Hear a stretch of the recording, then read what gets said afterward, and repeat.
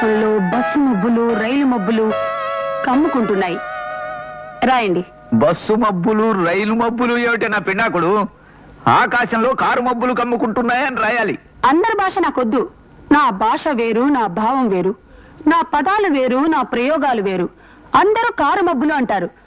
నేను వెరైటీగా బస్సు మబ్బులు రైలు మబ్బులు అంటాను. రాయండి. చెప్పు.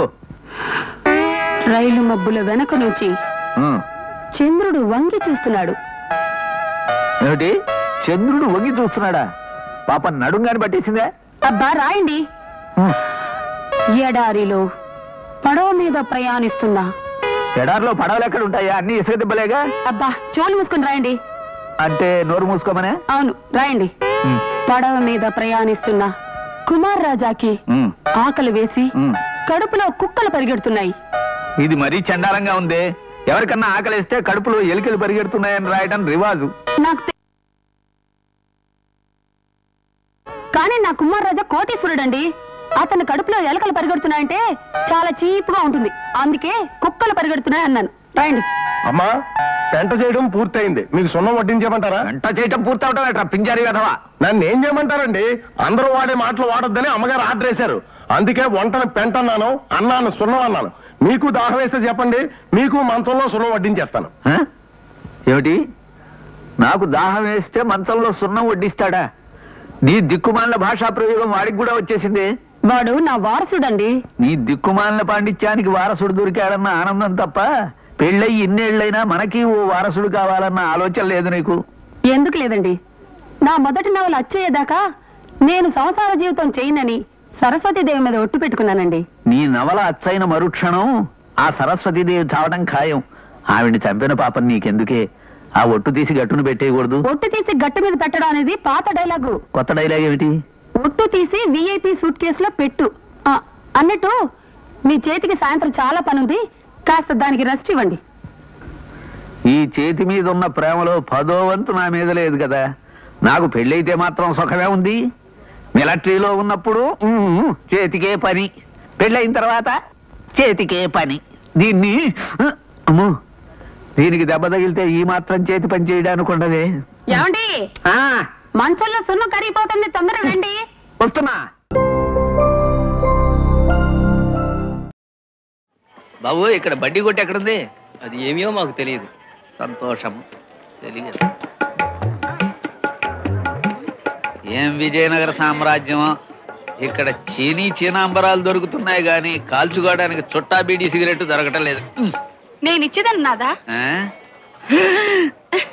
నువ్వా? నేనే. మీరు కోరినది నేనిచ్చేదను. ఏమిటి చుట్టా? అవును, ఇది చాలా మేలైనది, ఎంతో ఘాటైనది.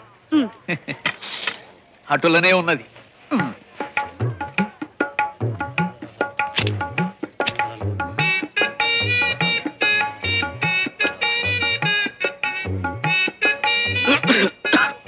ఇదే బుర్ర తిరుగుతోంది. విజయనగర సామ్రాజ్యంలో చుట్టరికి కూడా ఘాట్ ఎక్కువే. నాదా, నాదా, నాదా, నా ప్రాణనాదా.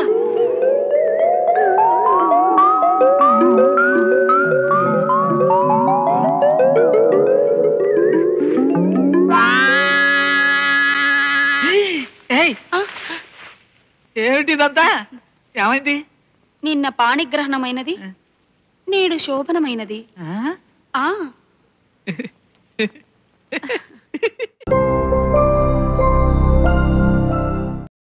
నీలకంఠ పదం భోజ పరస్ఫురిత మానసం సంభో సేవాఫలం.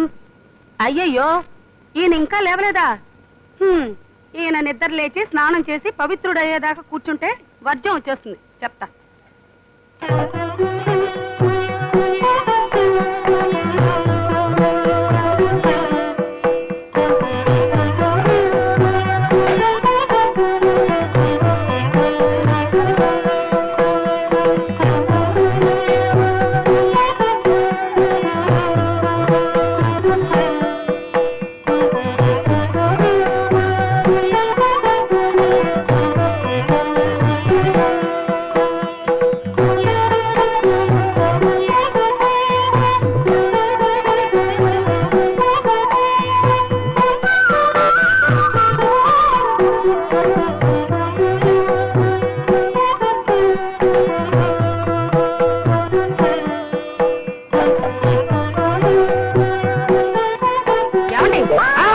ఆపండి పూజ అయిపోయింది.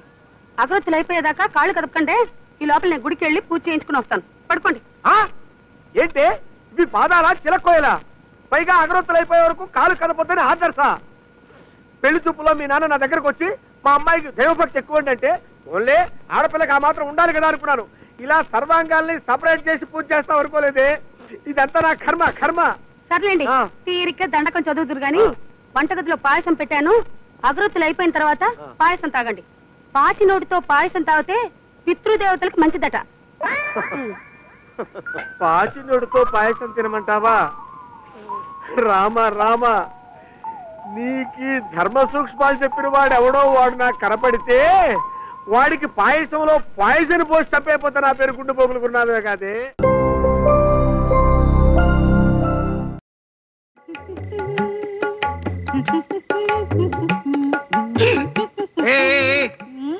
ఎవరవు నీవు? కొత్త చిలికెత్తాను. మహారాణి వారికి ఫ్రూట్స్ తీసుకెడుతున్నాను. అంటే ఫ్రూట్స్ అనగా ఫలములు. అచ్చ సంస్కృతమున ఫలముల్నే ఫ్రూట్స్ అందరు. ఇవిగో వెళ్ళుము వెళ్ళుము. ఏమి ఆ నవ్వులు? మహారాణి వారు వేచి ఉన్నారు, త్వరగా వెళ్ళండి.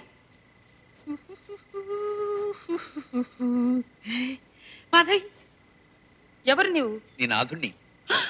అయ్యో, ఇటు రెండు. ఏలా ఇచ్చటికి వచ్చి తిరి? ఆ రోజు నాకు తెలియకుండా జరిగిన శోభనం నాలో ఏవో తెలియని కోరికలు రేపింది మాధవి. నిన్ను చూడకుండా ఉండలేకపోయాను. అందుకే ఈ వేషం కట్టొచ్చాను. బాగుందే బాగుందే బాగుందే. రాణివాసంలోనికి పురుషులు ప్రవేశించడం ఎంత ప్రమాదమో ఎరుగుదురా? భటులు మిమ్మల్ని పసిగట్టిన ఎడల ప్రాణములకే అపాయము. ప్రాణాలు పోయినా సరే నిన్ను వదిలి ఉండలేను మాధవి. రేపు సాయంకాలం తుంగభద్ర ఒడ్డున కలిసిదను. తక్షణమే వెళ్ళిపోండు. కాసేపుండు. అబ్బా రండు. ఆగండి ఆగండి ఆగండి. ఫ్రూట్స్ తీసుకువెళ్ళి చూటివేమి? మహారాణి వారు ఫ్రూట్స్ వద్దనినారు, స్వీట్స్ కావాలని అన్నారు. స్వీట్స్ అనగా? ఫ్రూట్స్ అనగా ఫలములు, స్వీట్స్ అనగా కాయలు అని అర్థము. సంస్కృతమున. మాధవి, రేపు నేను సంతకు వెళ్ళుతుంటుని. నీకేం కావాలి? మంచి గాజులు తీసుకురా. త్వరగా రమ్ము. నాకు చుట్టలు కట్ట. చుట్టలు కట్ట? అదే బట్టలు పెట్టి. సంస్కృతమున సంస్కృతమున.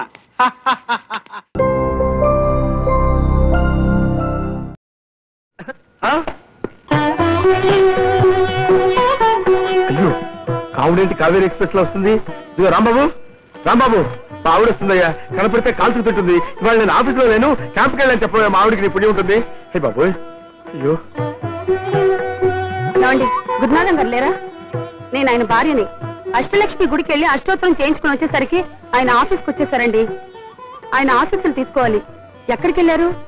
చాలా గొప్ప పని చేశావమ్మా. పతిభక్తికి పరాకాష్ట. మీ ఆయన క్యాంపుకి వెళ్ళారు కదా? ఏం పర్లేదు, క్యాంపుకు దావని ఏం చెప్తాను. ఇక్కడి నుంచి ఇలా నేరుగా వెళ్ళండి. వెళితే మెట్లు వస్తాయి.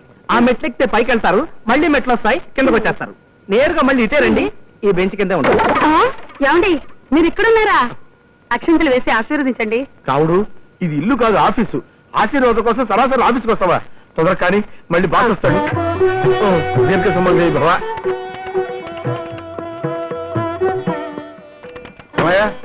టైపింగ్ అంతా పూర్తయిందా? కాపీలేవి? సార్, ఈ పుస్తకం ప్రింటింగ్ చేయడానికి 10 రోజులు పడుతుంది సార్. మీరు చెప్పి 10 నిమిషాలు కాలేదు, అప్పుడే అయ్యిందా అని అడుగుతున్నారు. ఇంతకన్నా టేబుల్ తొడటమే బెటర్ సార్. సర్లే, అది వేరే చెప్పాలా? ఏంటాయి గురునాథం, ఈ పొజిషన్ లో ఉన్నావు? నిరాహార దీక్ష? కాదు సార్, భార్య పెట్టే బాధలు పడలేక ఈవిడ గురునాథం గారి భార్య భర్త ఆశీర్వచనం కోసం వచ్చింది. ఆహా, ఎంత చక్కటి సన్నివేశం. గురునాథం, బయటిరా రా. నీ అదృష్టాన్ని మెచ్చుకోవాలయ్యా. చూడవయ్యా, కళ్ళు పెద్దలు చేసుకుని చూడవయ్యా, ఎంత చక్కటి జీవితం. సారీ సార్, ఈవిడ మా ఆవిడ కావుడు, ఈయన మా బాస్ కుటుంబరావు గారు. అలాగా, నమస్కారం అండి. నమస్తే అమ్మా. మా వారికి నైవేద్యం పెట్టడం మర్చిపోయానండి. ఇంటికి రమ్మని చెప్పండి. ఏమయ్యా, వెంటనే ఎవరు? భలేవారు సార్, ఇక్కడ ఆఫీస్ లో బోల్డ్ అంత పని ఉంది ఆయనకి. నువ్వేం చేస్తున్నావు? బ్రహ్మచారం మొత్తం నువ్వే చెయ్యి. సార్, ఈ పని మొత్తం నేనేనా? అవును, నువ్వే చెయ్యి. రండి.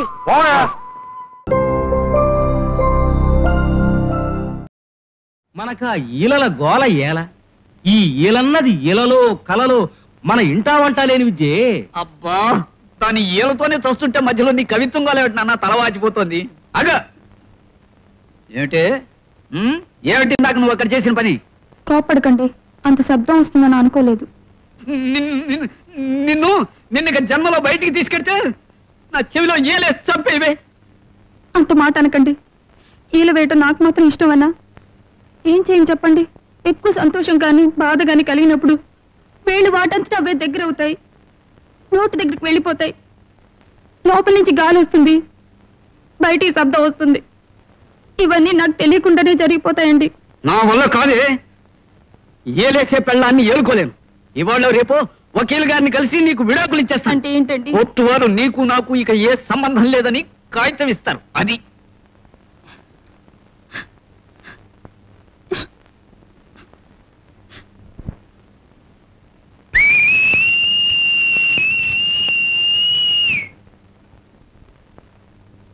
క్షమించండి, ఇది బాధ. ఇలా ఓసి నీ బాధ తగలయ్యా. అమ్మా అమ్మా, గుండెకి కింద పడ్డ అప్పడల్లా గుండె చితికిపోయింది కదమ్మా. ఒరే కుంకాక్షి, ఇహ నుంచి క్షమించమని అది మీ ఆమె నడకు. ఆ సంబరంలో మళ్ళీ ఈల కొట్టిందంటే ఈ గుండెకి ఆ ఈల జోలవుతుంది. స్వస్తి.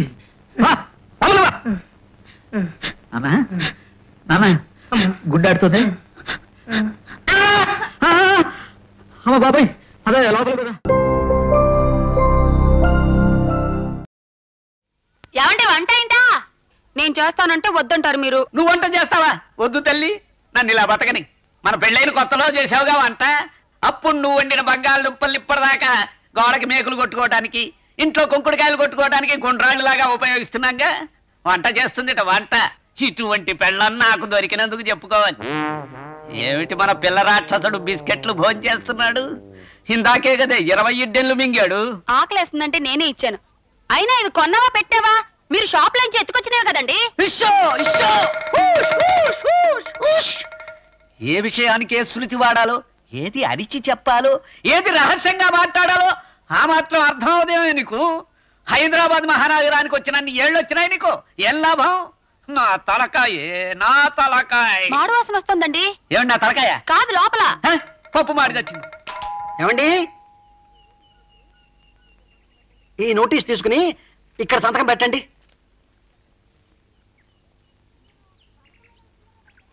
మీరు కనకమేడల సుందరరావు గారు కదా? అవునండి, మీకెలా తెలిసింది? నేను కుక్కముతల కుటుంబరావు గారు అమ్మాయిని. అలాగా. మీరు నన్ను పెళ్లి చూపులు చూసి వెళ్ళిన 14వ పెళ్లి కొడుకు. ఆ రోజు మా అమ్మగారు మీకు తొక్కుడు లడ్లు, కారపూస పెట్టారు. నేను సామాజ వరగమన అని పాట పాడి వినిపించాను. మీరు పాట మధ్యలోనే పారిపోయారు. గుర్తొచ్చిందా? అమ్మో అమ్మో, అదెలా మర్చిపోతానమ్మా. మీరు పాడుతూ ఉంటే మా ఒంట్లో భూకంపం వచ్చినట్టు అయింది. మా ఊరు వెళ్ళగానే మా ఇంటిలో పాది డాక్టర్కి చూపించుకున్నాం. చెవిలో విషప్రయోగం జరిగిందని చెప్పాడు ఆయన. ఇప్పుడు ఆ పాట బాగా నేర్చుకున్నాను, వింటారా?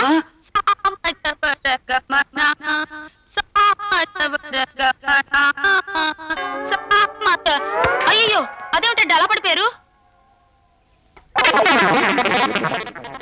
ఇక చచ్చిన ఈ వీధిలోకి రాను. నా డ్యూటీ వేరే వీధిలోకి మార్పించుకుంటాను. వస్తానమ్మా. చాముండి, ఏమండి? నేను వంట చేస్తానన్న విషయం ఆ వచ్చిన వాడితో ఎందుకు చెప్పావు? చెప్పు. మీ గొప్పతనాన్ని మంచితనాన్ని పొగిడానండి. అది తప్పేనా? నేను వంట చేసి తగలంటాం కట్టే నువ్వు ఆ విషయం నలుగురితో చెబుతూ నన్ను పొగంటం మహాబాధగా ఉంది.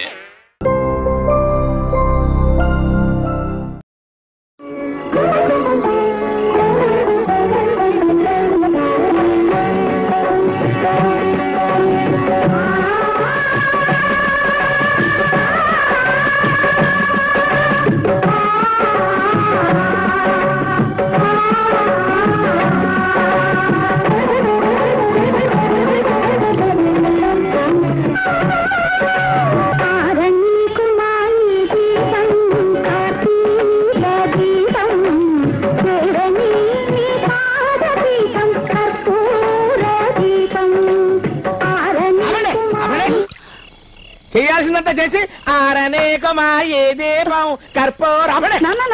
బాబు ఆగరా, ఆగు. ఆ దీపం ఆరినా ఈ దీపం ఆరినా ఆరిపోయేది మీ నాన్న దీపమేరా. ఇప్పుడు ఎలాగమ్మా? ఈ జుట్టుముడి వెయ్యకపోయినా పర్వాలేదు, తల్లో పేలు తీయకపోయినా పర్వాలేదు, జల్లో పూలు పెట్టకపోయినా పర్వాలేదు. ఆయన బ్రతుకుంటే అదే 10,000. రా బాబు. మంగమ్మ, దళపతి నా పటేనా, నేనేనాడు ఇంత ప్రేమను చూపించలేదు. నిజమైన పతిభక్తి చూపించిన ఇల్లాలివి నువ్వు. ఆనాడు స్నానాల గదిలో చేసిన చిన్న పొరపాటుని గుర్తుపెట్టుకుని పక్క చూపులు కూడా చూడని పతివ్రతవు నువ్వు. వాడు నీవాడే కాదు కాదు నీవాడే అసలు దీపాలు అర్పణ చేస్తుంటే అసలు ఎవడో తెలుసుకోండి. ఇద్దరు వాడు. ఈ మాట మీద ఉంటారుగా? అయితే అటు చూడండి. చెల్లి అక్క, చెల్లి అక్క, రా వెళ్దాం. ఏమండి మీకేం కాలేదు కదా? మామకు పక్షవాతం కాదు అసలు, మేమంతా కలిసి నాటకం ఆడాం. మరి నీ శీలం ఎక్కడికి పోలేదు, భద్రంగా ఉంది. ఆయన మా ఆయన పతి కోడి సచ్చినోడా, మళ్ళీ మొదలైందని రోగం. ఇంకోటి చెల్లి, నా శేష జీవితం తీర్థయాత్రలు గడుపుతాను. వీటి సకలింపుకు కళ్ళెం వెయ్యి. వస్తాను చెల్లి. వెళ్ళొస్తానయ్యా. నాన్న అంజి వస్తానత్తా. ఎక్కడికి వెళ్తావే అమ్మా? నువ్వు అటెళ్ళు, నువ్వు ఇటు పద.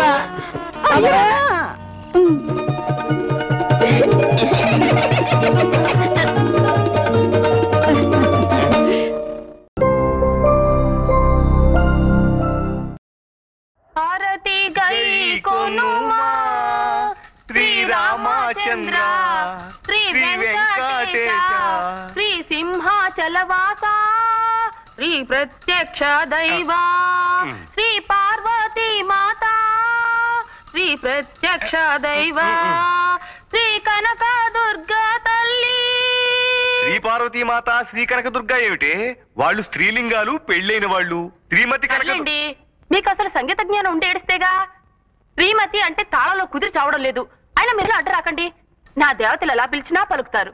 సరే, పవమానాసుతుడు పట్టు పాదములకు మంగళం. ఇలా రండి. నా పూజ ఇంకా సగమైనా అయ్యి అడవలేదు, అప్పుడే పవమానం చెప్పి పారిపోతారేమిటి? తొందరగా పూజ అయిపోవాలనా? త్వరగా ప్రసాదం మింగేయాలనా? అది కాదే, ఇలారా. పొద్దు నుంచి రాత్రి దాకా ఫ్యాక్టరీ సైరన్ లాగా నీ పూజలతో భజనతో ఆ దేవుళ్ళను విసిగించేస్తే వాళ్ళకి మనసు విరిగిపోదు. విరిగిపోదండి, కరిగిపోతుంది. అది ఇంకా డేంజరు. కరిగిపోతే మనకు వరాలు ఎవరిస్తారు? అఖిలం, వాళ్ళకి కాస్త విశ్రాంతి ఇస్తే మన గోడేమిటో అమ్మవారు అయ్యవారికి చెప్పి, అయ్యవారు అమ్మవారికి చెప్పి మనకేమేం వరాలు ఇవ్వాలో వాళ్ళిద్దరూ కూడబలుకుని టైం ప్రకారం మనకు అన్ని ఇస్తారు. ఇప్పుడు వాళ్ళు మాట్లాడుకోవాలంటే పాపం నోళ్ళేవి చెవులేవి 24 గంటలు ధూపదీపాలేనయ్యే. చూడు ఎలా పొగజూరి మసిబారిపోయారు. నల్లగా సింగరేణి బొగ్గుల్లాగా దీనంగా విషాదంగా చూస్తున్నారు. అంచేత అఖిలం, ఒక్క 2 రోజులు ఈ పూజలన్నీ ఆపేసి ఈ పటాలన్నీ శుభ్రంగా తుడిచేసి ఏ దేవుడెవరో గుర్తించి సరిగా పూజిస్తే నీ పూజ ఫలిస్తుంది, నీ కడుపు పండుతుంది. 2 రోజులు ఆపేయాలా? 24 గంటలు దీక్షగా నేను నా దేవుణ్ణి పూజ చేస్తుంటేనే నా కడుపు పండటం లేదు. ఎలా పండుతుంది? ఒక్క దేవుణ్ణి నమ్ముకుంటే నీ పూజ ఫలిస్తుంది. 24 మంది దేవుళ్ళని పూజిస్తే నువ్వే పార్టీ దానివో ఆ దేవుళ్లే తెలుసుకోలేకపోతున్నారు. ఎవరికి వాళ్ళు నా క్యాండిడేట్ కాదులే అని వదిలేస్తున్నారు, వరాలు ఇవ్వటం మానేస్తున్నారు. నీకు 2 ఉత్తరాలు వచ్చినాయి. ఆ ఉత్తరాల సంగతి అలా ఉంచండి. నేను రాయబోయే కొత్త నవలకి పేరు తట్టేసింది. ఏం పేరో తెలుసా? అప్పారావుకి ఆకలేసింది. ఎలా ఉందంటారు? అప్పారావుకి ఆకలేసింది, ధర్మారావుకి దాహం వేసింది, కాంచనమాలకు కడుపు వచ్చింది, నీకు నాకు శోభనమైంది. లాభం లేదు. ఏమిటి నవలల్లో కూడా రాయవా? కళ్ళలో కూడా ఒప్పుకోను. నా కర్మ. సరే, ఓ ఎడిటర్ గారు నీకో విజ్ఞాపన పత్రం రాసుకున్నాడు. ఏం రాశాడు? నీ నవల్స్ కొన్ని చదివి ఆ పత్రికలో పనిచేసే సబ్ ఎడిటర్స్ పిచ్చాసుపత్రిలో జాయిన్ అయ్యారట. ఇక మీదట నువ్వు నవల్స్ రాయకుండా ఉండటానికి ఎంత కావాలో చెబితే అతను చందాలు పోగు చేసైనా నీకు పంపిస్తానని రాశాడు. పందులకేం తెలుసు పాండ్స్ పౌడర్ వాసన అని. ఈ నాగమణి నవల్స్ విలువ ఆ ఎడిటర్లకేం తెలుసండి? ఎప్పటికైనా నేను శంకరమఠం అవార్డు కొట్టాలి. అప్పుడు శంకరమఠం అవార్డు కాదే, జ్ఞానపీఠ అవార్డు. ఏదో ఒక పీఠం గాని మా చెల్లెలు ఏం రాసింది? అదే మీ చెల్లెలు కొడుకు ఆ శ్రీధరంగాడికి అన్ని తండ్రి పిసినారి బుద్ధులే వచ్చాయి తప్ప ఆవిడ బుద్ధులేం రాలేదుట. చాలా బాధపడుతూ రాసింది. మేము కొత్త బ్రాండ్ బిస్కెట్లు మార్కెట్ చేయబోతున్నాం. ఏమండి, ఓ 200 ఇవ్వండి. ఎందుకు ఇప్పుడు? ఇన్స్టాల్మెంట్ పద్ధతిలో వెంకటగిరి చీరలు తీసుకున్నానండి. ఆ చీరలు ఆయనకి ఇవ్వాలి. ఇవ్వండి. 200 ఇవ్వండి. ఎప్పుడు మీ జోబులో దొంగ డబ్బు ఉంటుందిగా. శృతి మెయింటైన్ చేయలే చాముండి. ఇదిగో వెళ్ళు వెళ్ళు. మన పిల్ల రాక్షసుడు ఏం చేస్తున్నాడు? స్కూల్కి వెళ్ళాడా? వెళ్ళాడు. వెళ్ళి వాళ్ళ టీచర్ ముక్కు కొరికి పారిపోయి వచ్చాడు. ముక్కు కొరికేశాడా? అది కూడా తినే పదార్థం అనుకున్నాడేమో కొంక. ఒరే దరిద్రుడా, సబ్బు తింటున్నావా? నురుగులుగా కూర్చోస్తావరా? పరేదాన్ని అడ్డమైన గడ్డి తింటలో వీడు గిన్నీస్ బుక్ లోకి ఎక్కుతాడే చాముండి. వాడెవడో విమానాల్ని తిన్నట్టు వీడు బిల్డింగుల్ని కూడా మింగేస్తాడు. తీసుకుపోవాడిని. పదనన్నా, వస్తాను వస్తాను. మీరు పచ్చివలస పద్మారావు గారు కదా? అవునండి. మీరు? నేను కుక్కుమతుల కుటుంబరావు గారు అమ్మాయిని. మీరు నన్ను పెళ్లి చూపులు చేసి వెళ్ళిన 41వ పెళ్లి కొడుకు. మన పెళ్లి చూపుల నాడు మా అమ్మ మీకు బందర్ హల్వా, మైసూర్ బొండా పెట్టింది. నేనప్పుడు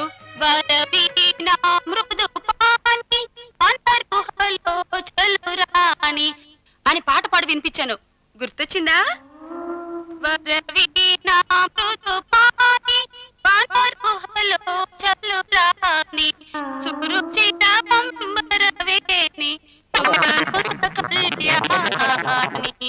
అమ్మా, అన్నీ మర్చిపోయానమ్మా. దయచేసి నేను పనిచేసే కంపెనీ ఏదో చెప్పండి అమ్మా. బాటా కదమ్మా. నన్ను అమ్మ అంటావేమిటయ్యా? నేను పురుష సత్యనాడిని. నువ్వు పనిచేసేది బాటా కాదు, బ్రిటానియా బిస్కెట్. కళ్ళజోళ్ళ కంపెనీ, కళ్ళజోళ్ళ కంపెనీ. థ్యాంక్స్ అమ్మా.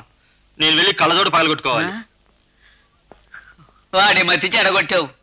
ఇప్పుడు వాడు బస్ ఎక్కి ప్యాసింజర్ సీట్లో కాదే డ్రైవర్ సీట్లో కూర్చుంటాడు. చంపేస్తున్నావే చాముండి. ఇంటికి పో, వీడిని కూడా తీసుకుపో. రారా నాన్న. ఛీ ఛీ